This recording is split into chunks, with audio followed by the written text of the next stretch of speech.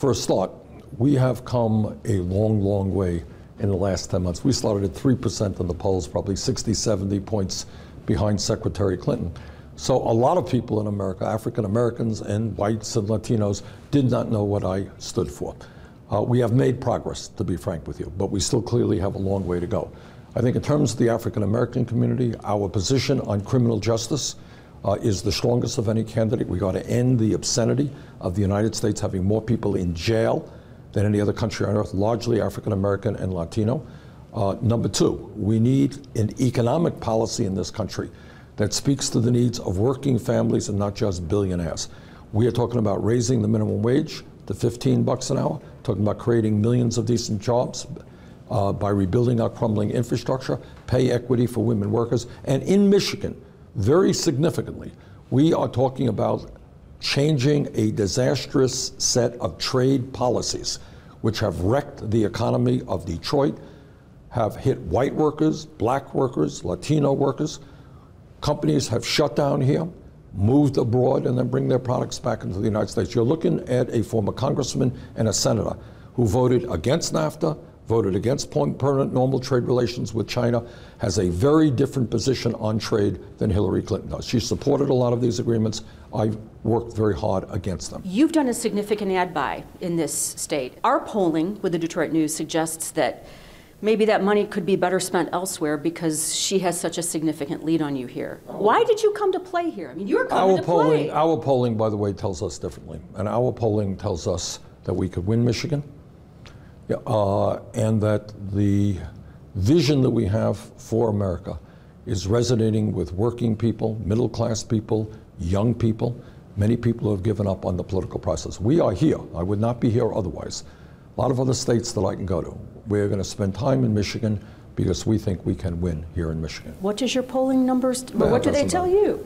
Well, they're a lot better than what your polling numbers are. Okay, I'll take that. Let's talk math again. Sure. The math is not in your favor as far as the delegate count goes. I mean, I would go so far to say that something spectacular needs to happen here to make a change. Well, let me answer in this respect. Something already spectacular has happened. We have moved incredibly rapidly in the last 10 months. As I said, we used to be 70 points behind. Some recent polls nationally have us actually ahead. There are, as of today, 15 states have voted. 15. Last I heard, we had 50 states in America. That means 35 states, including Michigan, yet to go. We think many of the states that are coming up, Michigan being one of them, Kansas being another one, Nebraska being another one, states down the pike are going to work very well for us. So we think we have a path toward victory. I'm not going to tell you it's not going to be a difficult path. We're going to work pretty hard to achieve it, but I think we can do it. I was at your Flint Town Hall, and I spoke to a lot of your supporters there, and they are true believers. And I asked them, I said, if Senator Sanders is not the nominee, would you be willing to support Secretary Clinton? And the answer to me was, I'll do whatever Bernie tells me to do. If you are not the nominee, are you going to give her your wholehearted support, or would it be one of those, well, I guess first she's of all, okay? let me say this. That is not, I don't want to hear people say that. It's not my job to tell people how to vote. Each person in this country has the right to vote, and they will vote for whomever they want to vote. So I don't want people to say, well, what Bernie tells me to do. That's not the way it works.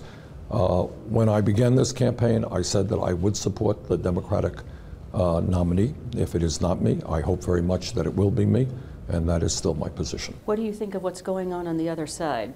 Can you imagine a reality where Donald Trump is the Republican nominee? Because it's starting to look that way. It may be. I think, you know, one of the things that makes me optimistic about this campaign is if you've noticed that the last poll, CNN poll, for example, had me 12 points ahead of Donald Trump.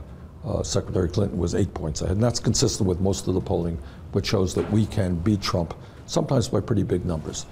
All I can tell you is I do not believe that the American people will elect a president who is so divisive, who has insulted Mexicans and Muslims, who led the so-called birther effort against President Obama, which is an attack really on the legitimacy of his presidency and on the African-American community. He attacks women every day, attacks the veterans. I do not believe that the American people will elect somebody like that to be president. Senator, thank you. Thank you very much.